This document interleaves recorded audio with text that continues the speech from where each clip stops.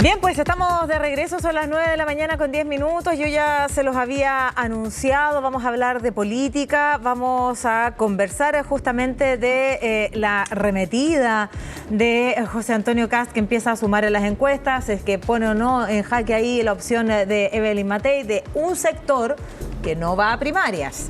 Este próximo 29 de junio, Arturo Esquella desde el Partido Republicano con nosotros. ¿Cómo está? Buenos días. Bien, muy buenos días, Macarena. Un gusto acompañarte acá. Igualmente, pues muchísimas gracias. Yo hago el punto y aclaro porque estamos acercándonos ya a un periodo de elecciones, ¿cierto? Con todo lo que implica, que es un sector el que va a la elección, que no es lo que pasa en la derecha, pero mucho da para hablar desde la centro hasta la más derecha.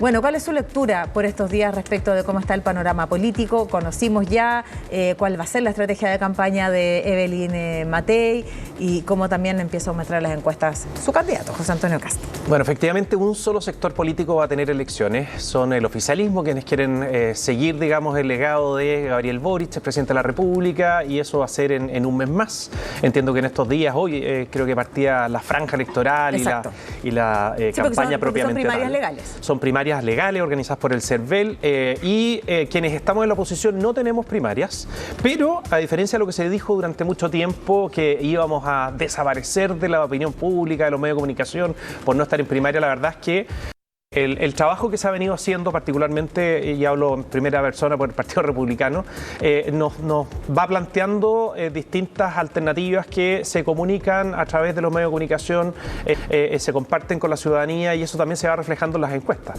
El resultado que hemos tenido el último tiempo, efectivamente, no tiene contento, pero tal como lo hemos dicho siempre, las encuestas las miramos con beneficio inventario, como decimos los abogados.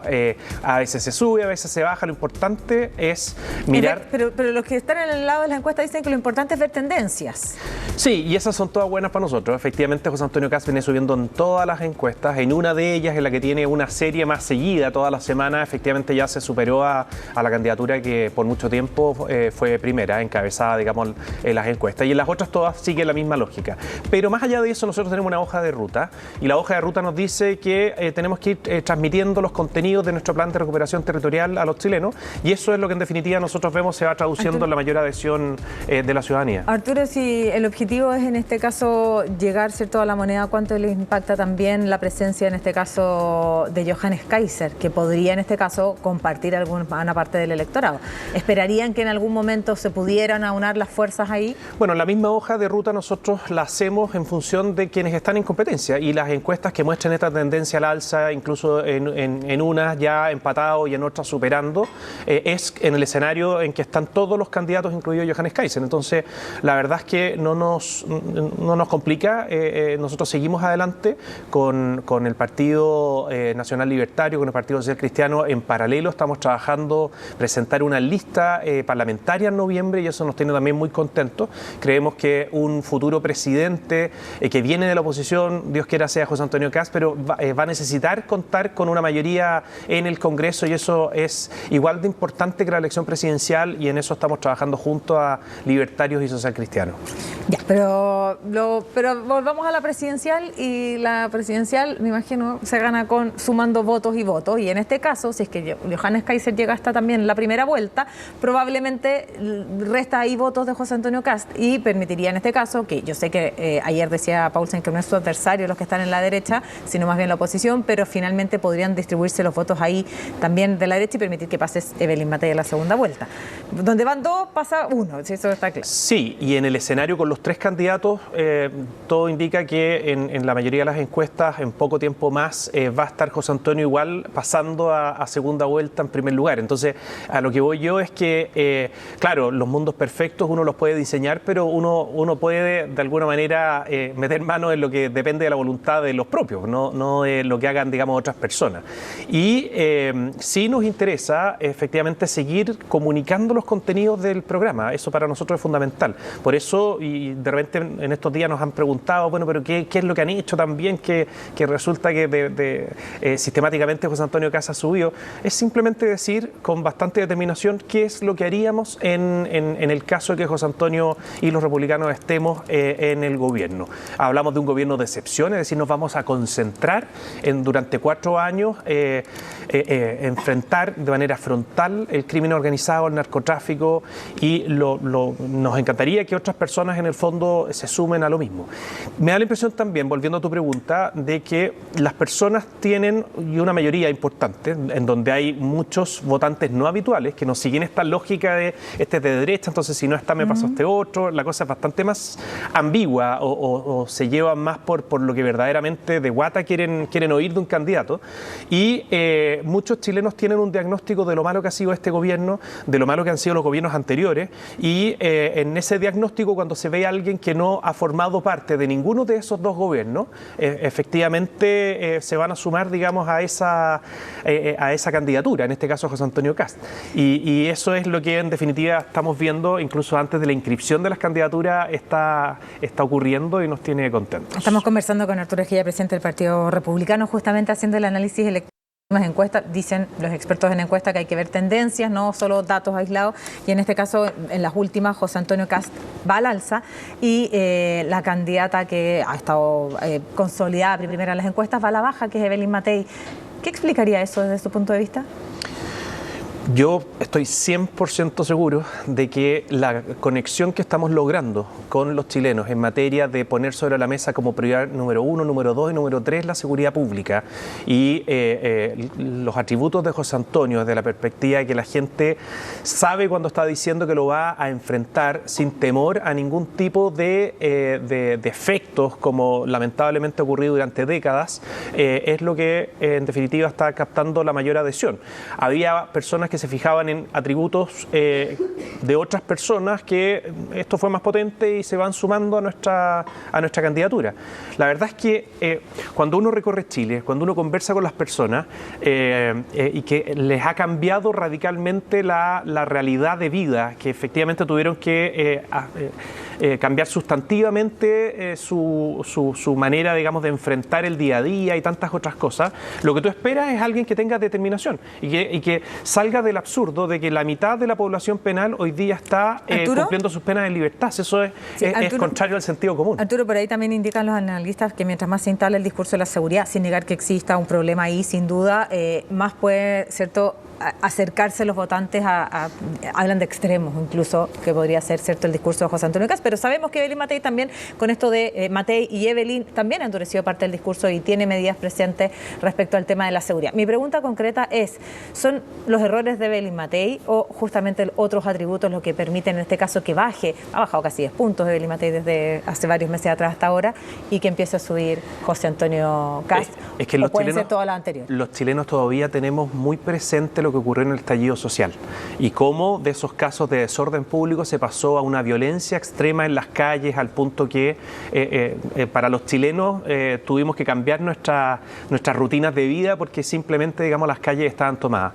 Y quienes estaban en el gobierno son los mismos que hoy día están en el equipo de Evelyn Matei y particularmente los equipos de seguridad son los que están diseñando eso le pasa a la cuenta. La seguridad que habría, digamos, en un eventual gobierno de ella. Entonces, 2 más 2 son 4. Si es obvio que los chilenos en el fondo se dan cuenta que por ahí no va la cosa. Y las otras alternativas, como por ejemplo quienes están gobernando hoy día, bueno, es cosa de ver cómo se ha disparado el narcotráfico, el crimen organizado. Entonces, lo que los chilenos quieren es alguien que ¿Arturo? No ha tenido el sartén por el mango en materia de seguridad. Nosotros preparamos un modelo de seguridad pública en base a lo que observamos en El Salvador, en Italia, en Hungría, y eso es lo que en definitiva los chilenos quieren ver que se instale en Chile. Arturo, respecto a lo mismo, ayer estuvo, cierto, Diego Paulsen del comando de Evelyn Matei aquí en Tolerancia Cero y ha dicho que sus opositores son no son justamente quienes están en la derecha, sino más bien quienes están en el gobierno. ¿Cómo lo ve usted eso? Porque yo veo, y la conversación siempre pasa entre los puntos en que se disputan entre José Antonio Kast, bueno, en este caso Johannes Kaiser, y la propia Evelyn Matei. ¿Dónde está el verdadero adversario? No, yo estoy de acuerdo con él. Yo contesto tus preguntas, no tú me preguntaste por la candidatura de Evelyn Matei y de Johannes Kaiser, pero yo estoy totalmente de acuerdo. En esta elección, cuando salgan de las primarias, la izquierda efectivamente va a ser palmo a palmo con el que gane esas primarias. ¿Y cómo ves? ¿Qué lectura tiene? Me da la impresión de que si es que fuera Jara, son del mismo grupo de personas que tiene un pie en las calles, en las protestas, en las piedras, las barricadas, y otro pie en la moneda o en el Congreso. Entonces, si es que eso es lo que se quiere para Chile, bueno, nos va a tocar enfrentar, digamos, a una candidata comunista en segunda vuelta. Ahora, si es que fuera Carolina Toá la que gana, sería la persona que ha destruido las bases fundamentales que teníamos para poder enfrentar la seguridad pública en Chile, lamentablemente con una mirada buenista y que en otras partes en el fondo del mundo no ha funcionado, con una falsa protección o preocupación por los derechos humanos que se olvidan en el fondo de los derechos fundamentales de las víctimas que lamentablemente no pueden ejercer su catálogo de derechos porque no pueden salir ni siquiera de sus casas. Entonces, y ha sido la titular. No estamos hablando de una persona que formó parte de un gobierno fracasado en materia de seguridad. Estamos hablando de la que tenía la responsabilidad. ¿Cómo sería que en las oficinas, a 2 pasos de la de ella, se estaban cometiendo delitos y trataron, digamos, de esconderlos y no ni siquiera eso, digamos, lo lograron enfrentar como corresponde? Pensemos en la segunda vuelta. En la segunda vuelta estoy pensando, todo eso fue segunda vuelta. O sea, nos va a tocar o con Jara o con Toá. Pensemos en la segunda vuelta. Hay quienes dicen que podría ser que haya un techo en el Partido Republicano por el 44-45%, conociendo también, ¿cierto?, la experiencia anterior. Y que ahí habría un voto, ¿cierto?, de centro más moderado que tal vez no conversaría directamente con lo que pueda proponer José Antonio Kast. Entonces, en ese escenario, ¿cómo lo proyecta usted? ¿Y qué responde también ante eso? Y algo que sí en ese caso podría capitalizar una candidata como la de Evelyn Matei, entendiendo que está de acuerdo con Diego Paulsen y que el verdadero opositor está en el otro lado y no en la centro derecha. Yo creo que la gente lo que quiere es definiciones. Cuando en el fondo sale un vocero de una candidatura diciendo que no sabe si hablarle a la izquierda o a la derecha y se genera, digamos, todo un debate en función de a quién hay que hablarle, mientras nosotros estamos hablándole al crimen organizado, al narcotráfico y preparándonos para el 11 de marzo enfrentarlo, porque ni siquiera ni Toá ni Jara son en el fondo nuestros adversarios. Nosotros tenemos que ganarle para recién tomar el sartén por el mango y enfrentar y erradicar el crimen en Chile. Ese es el propósito del trabajo que estamos haciendo. Ahora, ellos no tienen claridad de a quién le hablan, difícilmente en el fondo podrían estar instalando techos. ¿De quién habla? No, de la candidatura que tú me mencionabas, digamos, o sea, en este caso de Evelyn Matei.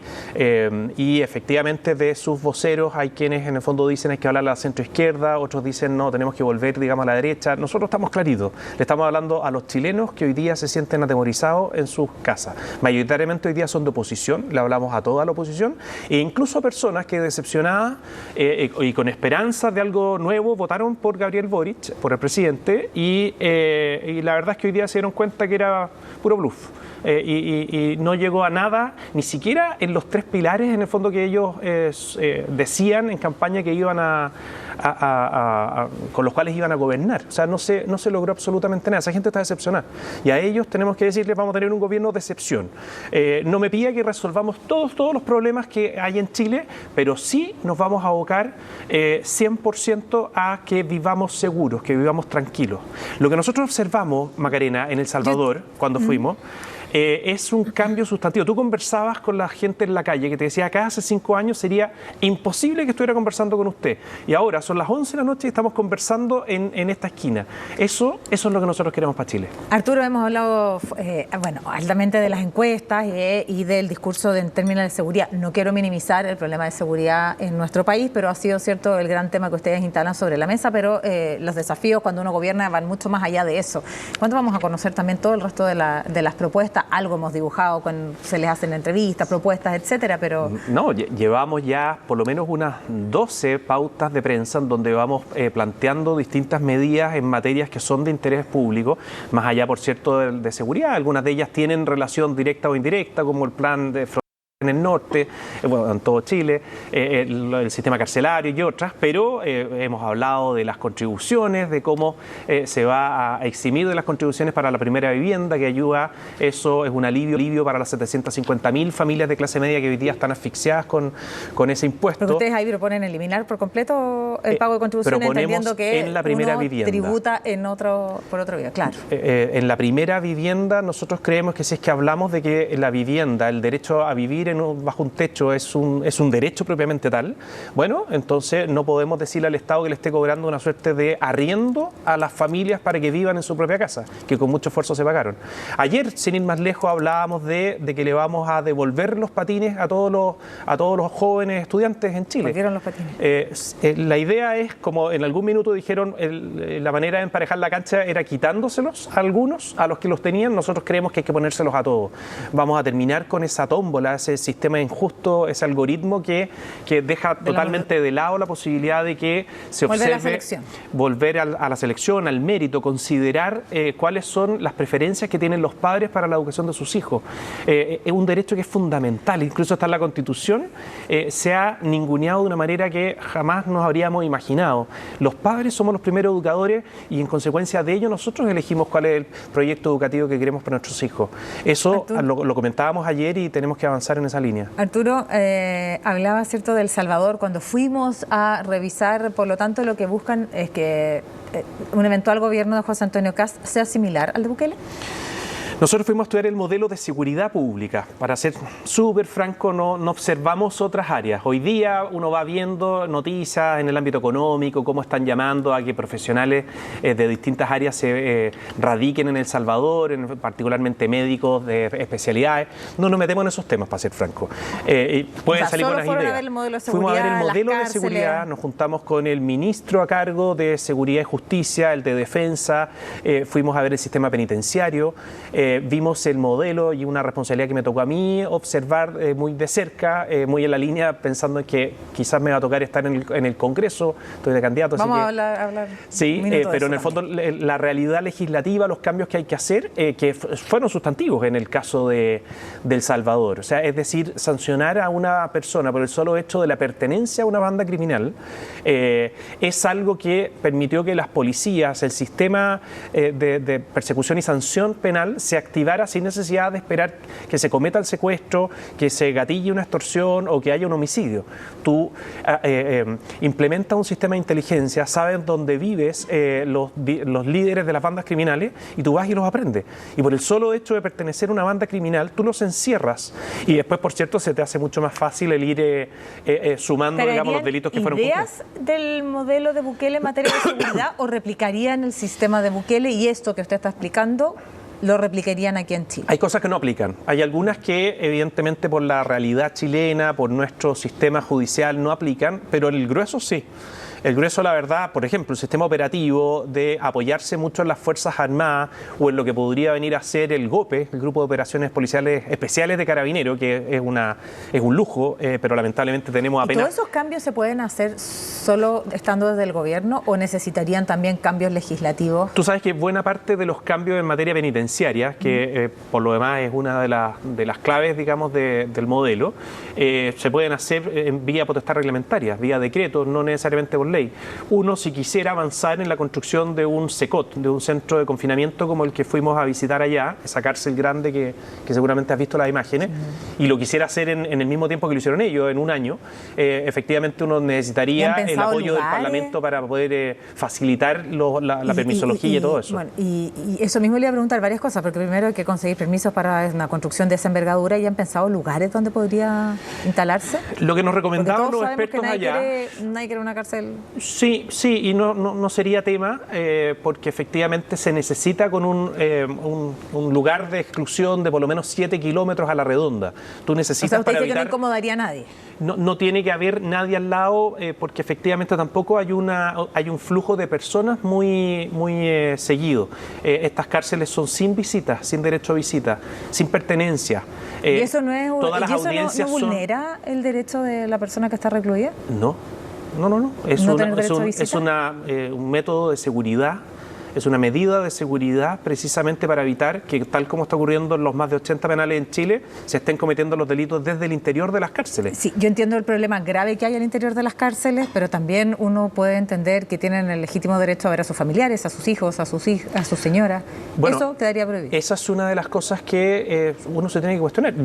Cuando nosotros decimos que queremos cambiar sustantivamente la manera de tratar el crimen en el país, no es algo que todos vamos a estar de acuerdo. Es probable que haya personas que dicen, oiga, pero no me parece que en el fondo estas personas no puedan tener pertenencia. Lo que nos dicen los expertos es que si es que tuvieran pertenencia, se empiezan a generar jerarquías al interior de las cárceles y eso atenta en contra del modelo de seguridad que tiene que existir en la cárcel. Luego de las visitas, alguien te podría decir, bueno, pero en estricto rigor su familia no es la condenada, pues el delincuente es el que está preso, el que está privado de libertad. Claro, pero por medida de seguridad, tú tienes que tomar, digamos, todas las precauciones y las providencias para que no sigan cometiendo los delitos desde las cárceles. Sí, eso es una cosa, de cometer los delitos desde las cárceles. Bueno, no tengo tanto tiempo y quisiera alcanzar a hablar de la región de Valparaíso, pero en medida de reinserción, porque finalmente cuando uno lleva a alguien a la cárcel sabemos que hay situaciones de vulnerabilidad muy complejas, y se cometen los delitos y también tiene que existir la posibilidad de una segunda oportunidad. ¿Y los planes de reinserción? En el caso de los crímenes violentos son escasas las posibilidades que se tiene para rehabilitar y reinsertar en la sociedad a estas personas. ¿Usted cree que ahí hay casos perdidos? Cuando tú tienes una segregación que funciona y metiendo, digamos, en un mismo centro como el SECOT o con una cárcel, digamos, de alta seguridad a los condenados por crímenes violentos, tú lo que estás haciendo es liberar los otros 80 y tantos penales de ese factor criminógeno que contamina mucho al resto. Nosotros tenemos en Chile cerca de 20 centros de educación y trabajo en donde se radica el trabajo de reinserción y rehabilitación, que es algo que nosotros potenciaríamos muchísimo. Pero quiero volver al punto. Usted dice que hay casos que son perdidos, que no hay posibilidad de reinserción.